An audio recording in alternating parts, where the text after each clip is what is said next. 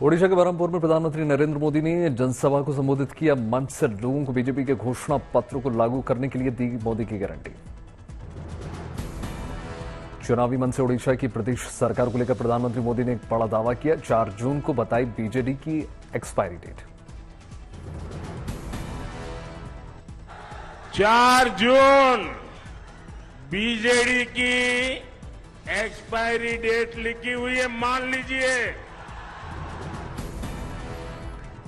प्रधानमंत्री मोदी ने ओडिशा में जल्द नई सरकार की कई बात बोले। 6 जून को ओडिशा में बीजेपी के मुख्यमंत्री पद के उम्मीदवार होगा चयन। 10 जून को भुवनेश्वर में शपथ ग्रहण समारोह। जून को बीजेपी के मुख्यमंत्री पद का उम्मीदवार तय होगा। 10 जून को भुवनेश्वर में बीजेपी के मुख्यमंत्री का शपथ समारोह होगा। लोकसभा चुनाव के बीच प्रधानमंत्री मोदी का 2 दिवसीय बिहार दौरा। 12 मई को पटना में करेंगे रोड शो। पटना के बैली रोड अंबेडकर प्रतिमा से शुरू होगा रोड शो। प्रधानमंत्री मोदी का रात्रि विश्राम पटना में ही होगा। प्रधानमंत्री मोदी 13 मई को हाजीपुर, मुजफ्फरनगर और छपरा का करेंगे दौरा। जनसभा को संबोधित करेंगे। तेजस्वी यादव ने प्रधानमंत्री मोदी को लेकर सोशल मीडिया एक्स पर पोस्ट किया। लिखा, बुजुर्ग होने के बाद भी प्रधानमंत्री मोदी एक भी काम की बात नहीं करते। तेजस्वी यादव ने प्रधानमंत्री मोदी पर लगा नफरत बढ़ाने की बात करने का आरोप। लिखा, गरिमामय पद पर भी बैठे शख्स शोभा नहीं देती ऐसी बात। झारखंड में मंत्री आलमगीर आलम के पीएस के नौकर के घर पर मिला नोटों का अंबार। चुनाव के बीच ईडी के छापे में 30 करोड़ रुपए कैश जब्त। प्रवर्तन निदेशालय ने रांची में मंत्री के कई ठिकानों पर छापेमारी की। ईडी का मानना यह है कि यह काली कमाई का हिस्सा है। नोट गिनने के लिए प्रवर्तन निदेशालय ने मंगवाई मशीनें। मनी लॉन्ड्रिंग से जुड़ा हुआ मामला। पीएस के नौकर के घर पर मिले कैश में 500 रुपए की गड्डियां। ईडी ने रकम के मंत्री से जुड़े होने की जताई संभावना।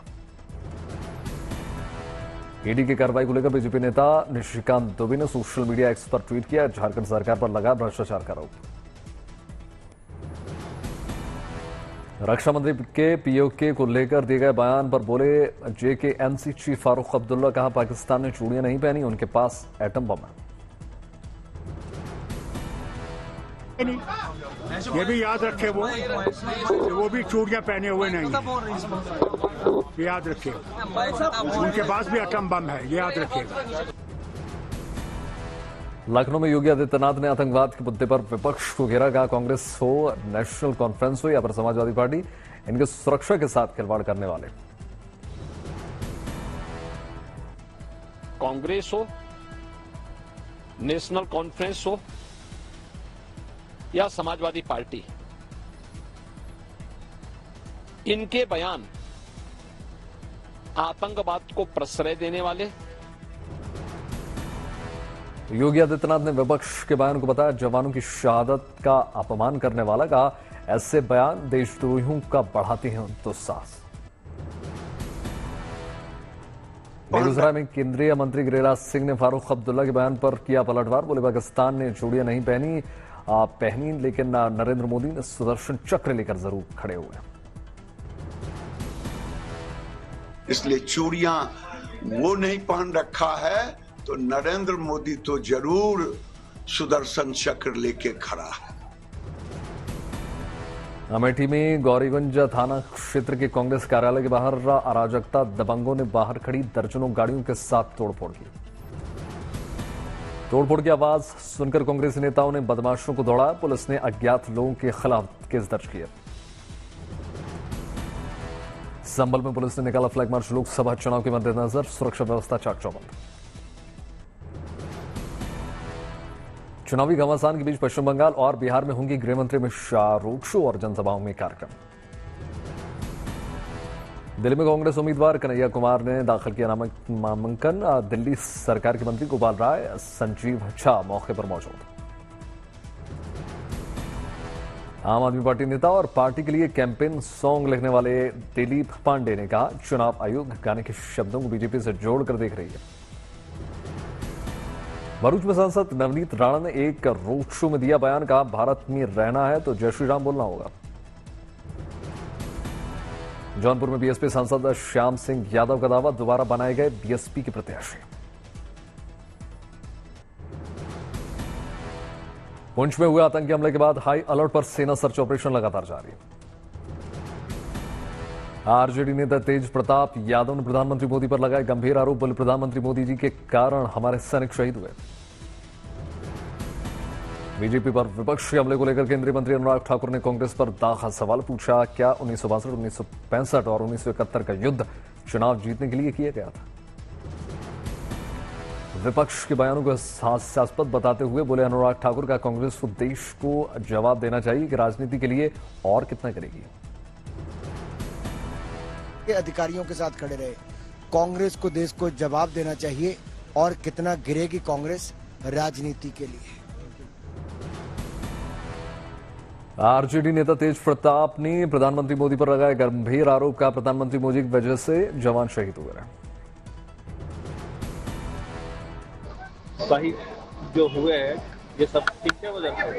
ये मोदी जी के वजह से हुए, नहीं तो पहले कहाँ कोई शहीद हुआ। तेज प्रताप ने प्रधानमंत्री मोदी पर साधा निशाना, कहा मोदी जी चुनाव के समय अपनाते हैं हथकंडे, प्रधानमंत्री मोदी ने लोगों को लड़वाने के लिए किया काम। मोदी जी हड़बड़ा करवाते हैं लोगों को, केवल इन लोगों ने लड़वाने का काम किया, हिंदू मुसलमान कराने का काम। तेजस्वी के बयान पर चिराग पासवान ने कहा तंज, कहा कहां से इन्हें इतना ज्ञान आ गया है, कहां से बन गए भविष्यवक्ता।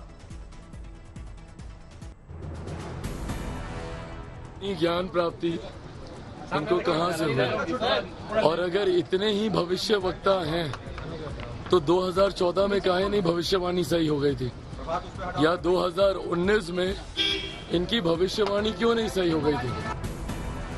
मीरा कुमार ने प्रधानमंत्री मोदी पर साधा निशाना, का प्रधानमंत्री मोदी 2 चरण के मतदान के बाद 400 के पार कहना बंद कर दिया, उन्हें पता है कि वो हार रहे हैं। अब तो चुप हो गए, जब से 2 चरण का वो आया है, आकलन आया है, प्रतिशत आया है, तब से 400 पार कहना बंद कर दिया। उनको मालूम है बहुत पीछे हैं वो लोग। कांग्रेस उम्मीदवार दिग्विजय सिंह ने अमित शाह पर साधा निशाना, कहा अमित शाह जी के कोसने से मेरी मृत्यु नहीं होगी।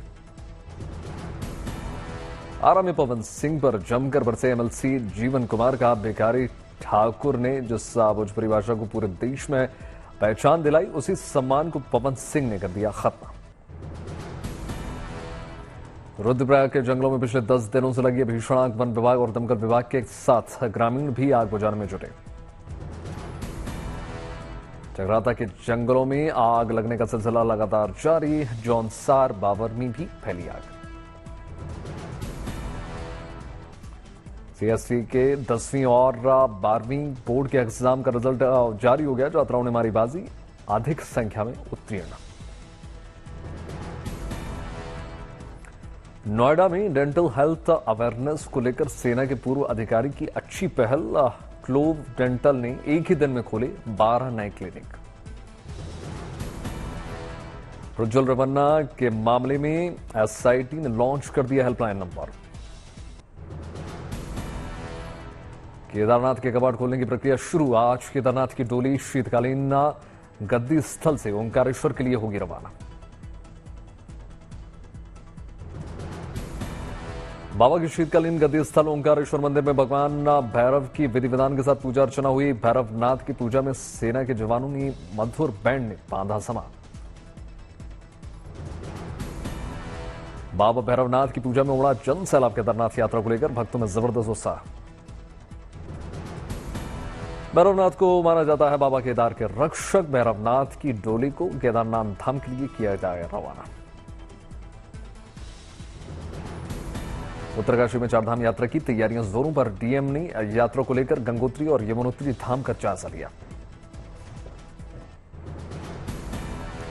चारधाम यात्रा को लेकर डीएम मेहरबान सिंह बिष्ट ने अस्पताल का जायजा लिया। रुद्रप्रयाग में केदारनाथ यात्रा को लेकर स्कूल प्रबंधों की शानदार पहल। केदारनाथ यात्रा में अपना सहयोग देंगे स्कूली छात्र। केदारनाथ यात्रा के दौरान स्कूली बच्चे ट्रैफिक का खुलवाने, यात्रियों को ठहराने में करेंगे सहयोग। केदारनाथ यात्रा को लेकर बच्चों में जबरदस्त उत्साह, बढ़ चढ़कर प्रशिक्षण ले रहे हैं। देहरादून में थिएटर प्रतियोगिता का आयोजन, बड़ी संख्या में बच्चों ने हिस्सा लिया। कोटा में छात्राओं की आत्महत्या को रोकने के लिए पहल, पीजी में बांटे गए एंटी हैंगिंग डिवाइस। मुजफ्फरपुर में पुलिस को मिली बड़ी सफलता, भारी मात्रा में अवैध शराब जब्त। सुकमा में पुलिस को मिली बड़ी कामयाबी, जंगल में छिपाकर रखा गया भारी मात्रा में हथियार बरामद। अमरावती पुलिस ने अवैध खनन के खिलाफ कार्रवाई की, 8 डंपर जब्त। बाड़मेर में पुलिस ने बड़ी कार्रवाई की, नीट की परीक्षा देने पहुंचे 2 मुन्ना भाई गिरफ्तार।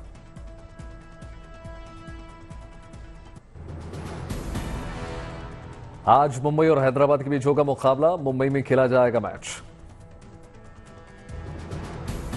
कोलकाता ने लखनऊ को सीजन में दूसरी बार हराया, टीम टेबल टॉप पर बनी हुई है। केकेआर ने नवीन 81 रन पर पारी उन्होंने खेली, राणा चक्रवर्ती को 3-3 विकेट। कोलकाता ने 54वें मुकाबले में लखनऊ को 98 रनों से हरा दिया। टीम प्लेऑफ में अपनी जगह पक्की करने से महज 1 जीत दूर।